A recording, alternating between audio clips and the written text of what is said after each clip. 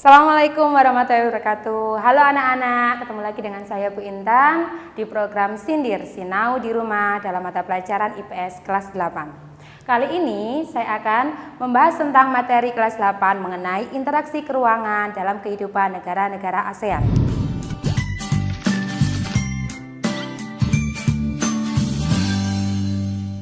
Sebelum kita masuk pada materi, saya akan menjelaskan dulu tentang tujuan pembelajaran kita pada hari ini.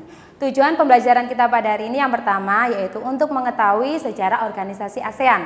Yang kedua, untuk mengetahui tujuan organisasi ASEAN dibentuk. Dan yang ketiga, untuk mengetahui letak geografis negara-negara ASEAN. Baik anak-anak, kita masuk pada pembahasan yang pertama ya, yaitu mengenai sejarah berdirinya ASEAN. ASEAN atau Association of Southeast Asian Nations itu dibentuk pada tanggal 8 Agustus 1967 di Thailand.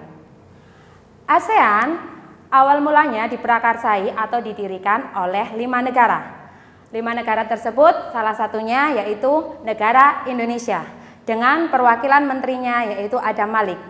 Yang kedua adalah negara Malaysia dengan perwakilan menterinya yaitu Tun Abdul Razak.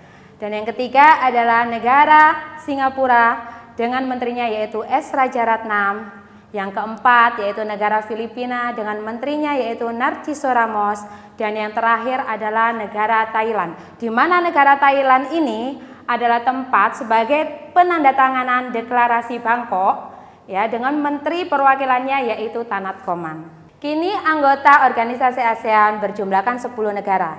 5 negara lainnya yang ikut bergabung pada organisasi ASEAN yang pertama adalah negara Brunei Darussalam yang bergabung pada tanggal 7 Januari 1984. Kemudian yang kedua adalah negara Vietnam yang bergabung pada 28 Juli 1995.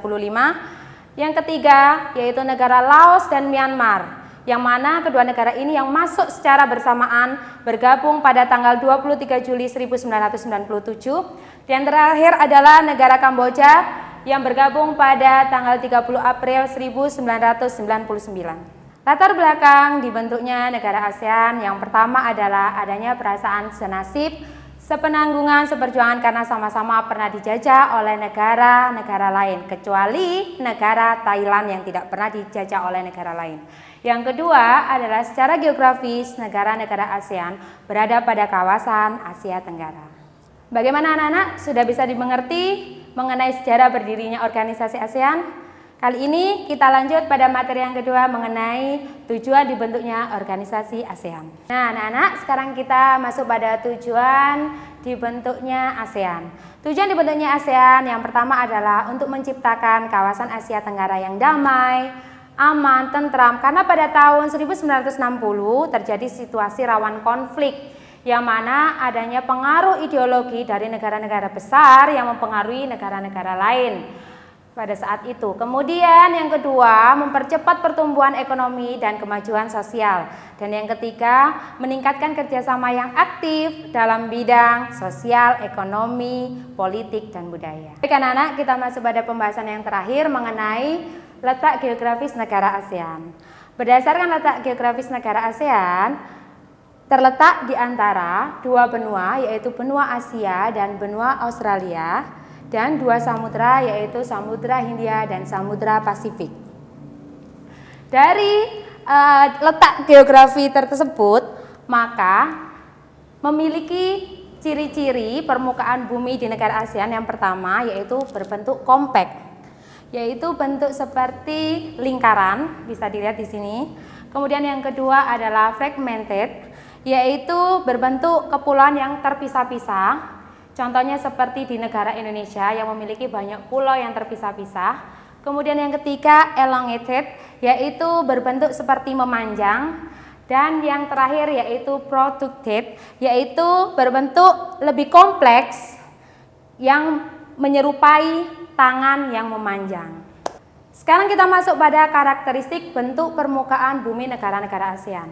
Dapat diketahui dari letak geografisnya, maka luas wilayah laut negara ASEAN sekitar 5.060.100 km dan luas wilayah daratan sekitar 4.081.700 km.